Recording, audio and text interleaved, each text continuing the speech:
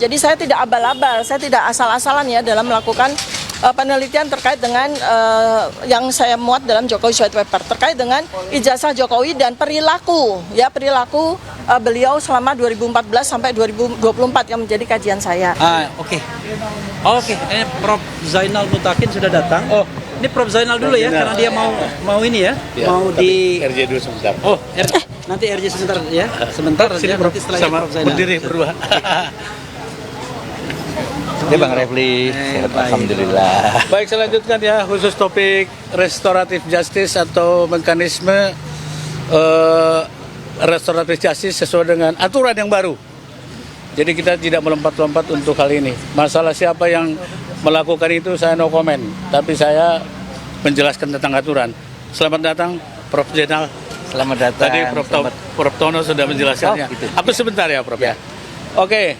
Aturan yang terbaru tentang restoratif justice dijelaskan dalam Surat Edaran Mahkamah Agung nomor 1 tahun 2026 yang dikeluarkan tanggal 2 Januari 2026.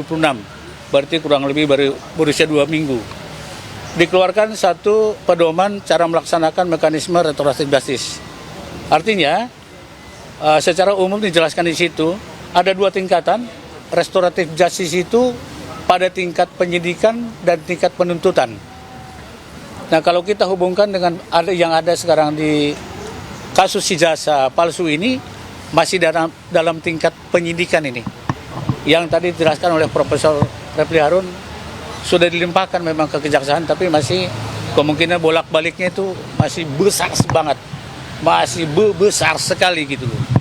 Nah, untuk itu, jika menurut atau mengikuti Surat Edaran Mahkamah Agung nomor 1 tahun 2026, itu ada prosedurnya, tidak bisa diselesaikan 1-2 hari. Itu prosedurnya agak bukan panjang, tapi menuruti apa yang ada. Yang jelas, pertama adalah harus ada izin dari Ketua Pengadilan Negeri. Dan Ketua Pengadilan Negeri itu diberikan waktu 3 hari. Jadi artinya dari poin 1 aja tidak mungkin 1 atau 2 hari bisa menyelesaikan komponen restoratif justice itu. Kemudian syarat-syaratnya adalah harus ada perjanjian yang terbuka.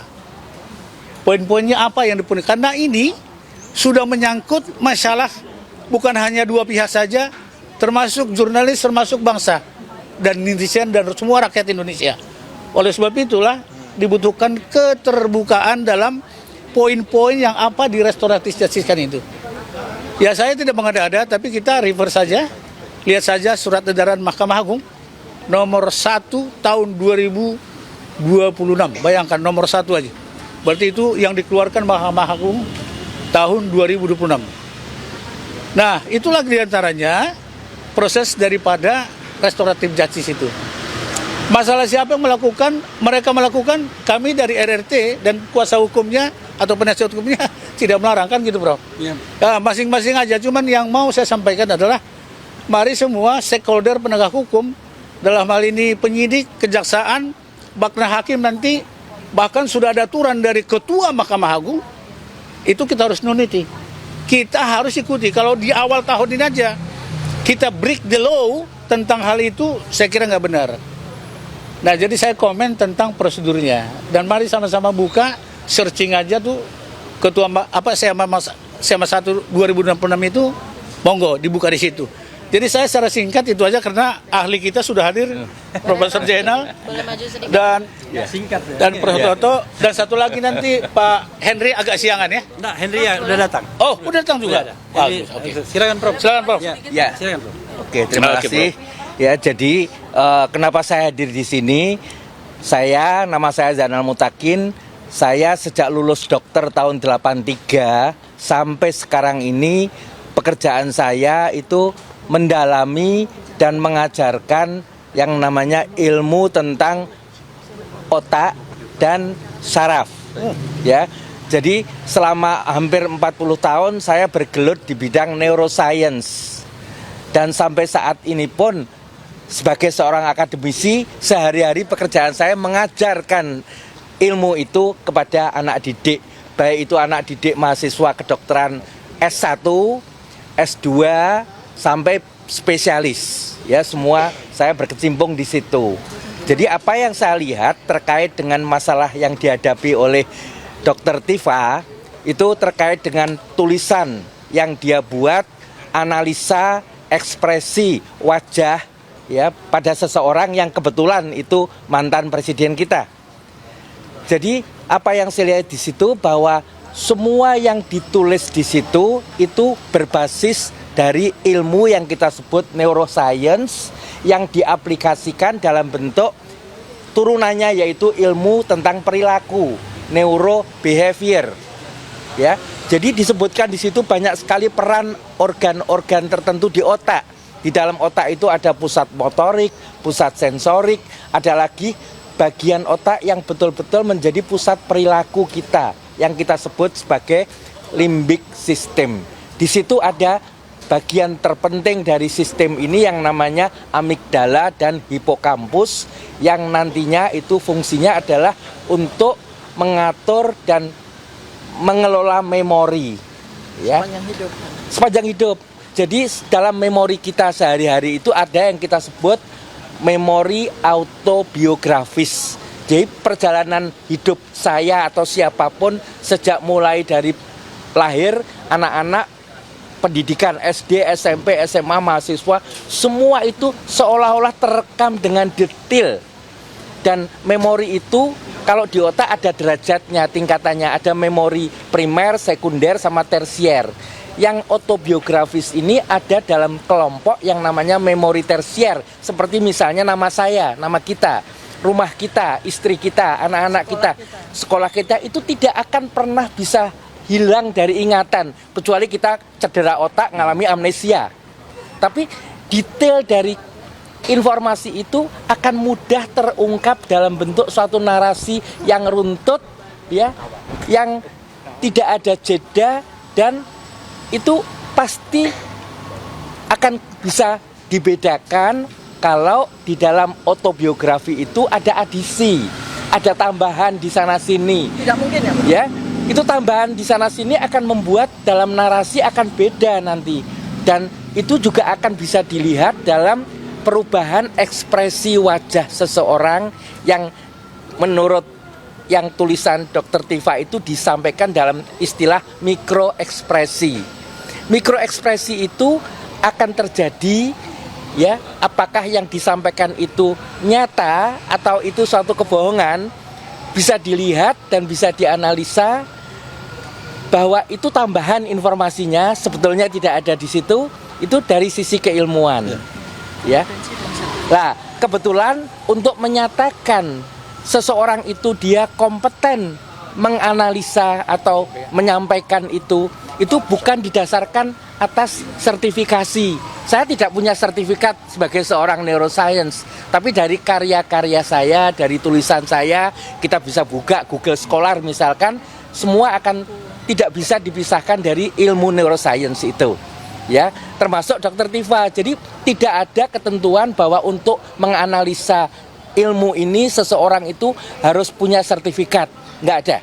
Tapi kompetensi, dan kompetensi dilihat dari riwayat sebelumnya. Sebagai seorang dokter, Dr. Tifa mendalami pasti semua dokter itu ilmu dasar tentang otak dan saraf. Berikutnya anatominya, fungsinya, semuanya. Terus berikutnya beliau saat ini sedang menjalani 2 program S3 di Universitas Indonesia dalam bidang neuroscience ya, perilaku, neuroscience perilaku, dan kemudian di Universitas Padjadjaran juga ada program S3 yang beliau sedang jalani, belum selesai, terkait aplikasi neuroscience dalam psikologi sosial. Jadi di fakultasnya bukan fakultas kedokteran, fakultas Visipol, ya, terkait dengan, tapi basisnya itu tetap neuroscience. Ya, saya mau ngomong tentang imaging, ya, pencitraan, foto otak seseorang dan sebagainya, itu bagian dari neuroscience. Psikologi, ya, bahkan banyak tulisan yang saya lihat akhir-akhir ini, salah satunya yang ditulis oleh Dr. Taufik Pasyak itu keterkaitan neuroscience dengan spiritual, bahwa keberagamaan seseorang, kedalaman dia, ketaatan pada agama itu akan bisa dilihat dari sisi keilmuan neuroscience juga. Ya, jadi luas sekali.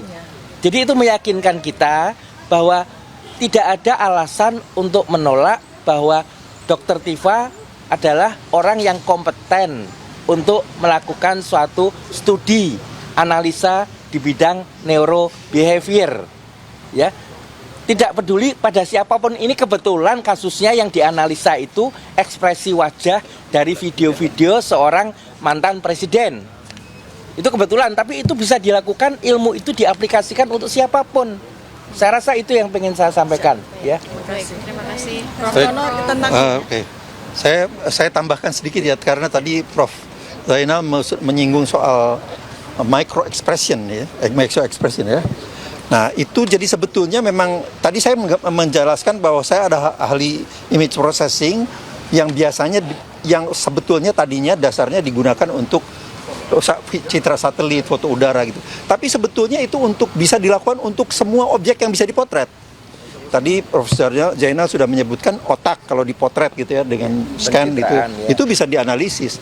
Nah, micro expression itu juga bisa bisa diukur secara misalnya pada saat dia melakukan kebohongan tertentu, mungkin ada ekspresi-ekspresi mulutnya yang agak Perubahan bibirnya, matanya. nah gitu. Semua. Itu semua kita bisa ukur. Nah, tugas saya bisa melakukan pengukuran itu dengan sangat akurat. Nah, tentu saja menganalisisnya bahwa itu ekspresi-ekspresi yang misalnya ada indikasi kebohongan, indikasi penipuan, itu tentu saja keahlian Dr. Tifa. Tapi pengukurannya insya Allah saya bisa melakukan dengan sangat-sangat akurat. Itu yang ingin saya tambahkan ya. Terima kasih. Nah, ingat pada tahun 70-an itu Borobudur itu direstorasi itu seperti itu, dipotret, kemudian sehingga batu-batunya itu diidentifikasi berdasarkan hasil potret itu yang diukur secara akurat, sehingga ketika setelah mau dibangun kembali ini cocoknya dengan yang mana gitu. Itu adalah seperti itu. Jadi ini ilmu remote sensing itu, ilmu image processing itu bisa dilakukan untuk apa saja yang bisa dipotret, diaplikasikan apa saja. Itu yang saya ingin tambahkan ya. Satu lagi tentang sertifikasi tadi ya. Saya belasan tahun hidup di terlibat dalam sertifikasi keahlian ya. Tapi keahlian-keahlian yang harus disertifikasi itu yang mempunyai civil effect. Misalnya dokter, nah itu perlu sertifikasi, tidak boleh menyuntik sembarangan kalau tidak punya sertifikat. Insinyur yang bangun jembatan itu harus sertifikat karena dia ada civil effect-nya. Kalau jembatannya ambruk, dia akan dipidana, dia akan perdata. Ya, terima kasih ya. Baik, terima kasih. Ya, assalamualaikum warahmatullahi wabarakatuh. Boleh sedikit Ibu ke tengah. Ya, assalamualaikum warahmatullahi wabarakatuh. Prof. Henry, ya Prof.